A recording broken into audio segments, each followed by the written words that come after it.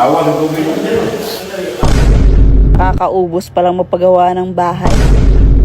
So, ayan, nagmamadali nga kaming umuwi kasi nagkakaroon ng problema sa bahay. It's all about sa tubig. May leaking sa bahay natin. Sa mismong loob ng bahay may leaking.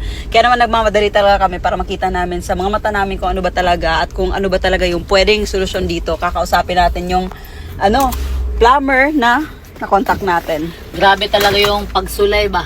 Grabe yung pagsubok na binibigay sa amin sa mga panahon na to. Alam ko merong plan si Lord na mas better pa sa atin. God leaking? Asa lapit? Tanan. Asa tanan? Tanan mga CR.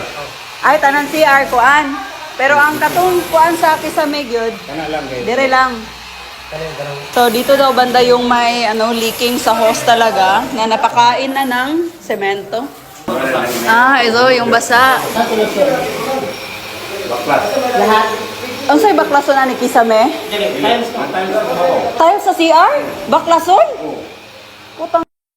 At dahil nga ngayon pa naayos yung tubig natin dito sa bahay, ngayon lang talaga namin nalaman na may leaking dito sa second floor na CR. Nagtataka nga din kami kung bakit nangyari yun. Kasi tines naman daw to nung dating nagtatrabaho dito sa plumbing. Tsaka dahil nga may tubig na, dito lang din namin nalaman na ang dalawang CR dito sa baba ay hindi na slow at pumupondo yung tubig sa kabilang side. Nakakapanghina yung ganito.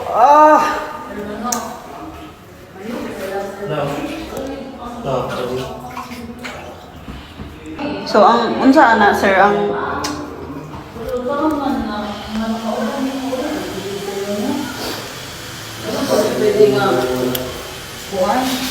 Bro, awa ng tubig.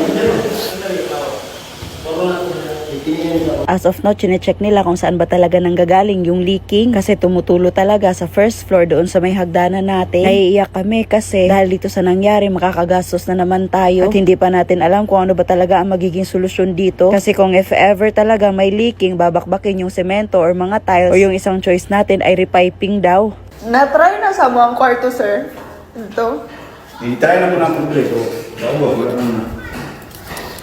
Na-try na rin tubig, sir. O agas mo ni. Walay ko andiri leaking. Kani wala leaking ni. Ang diferensya lang kani agas mo nang ubos ang pipe sa ubos. Ha? Ubos ang pipe tulong mo. Dili siya sa pagsuksok ka nang dito. Ang iyang bangag nas babaw.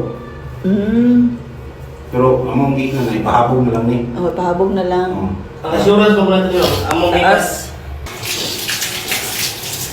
Sinubukan din natin magpatubig dito sa CR para malaman din natin kung may leaking ba dito. Delikado kasi daw talaga to. May possibility na masisira mga kisame natin at mag-ground dahil sa mga kuryente. Ano yung pinaka-problema? Katong dito sa CR na, kanang dapit sa hagdanan.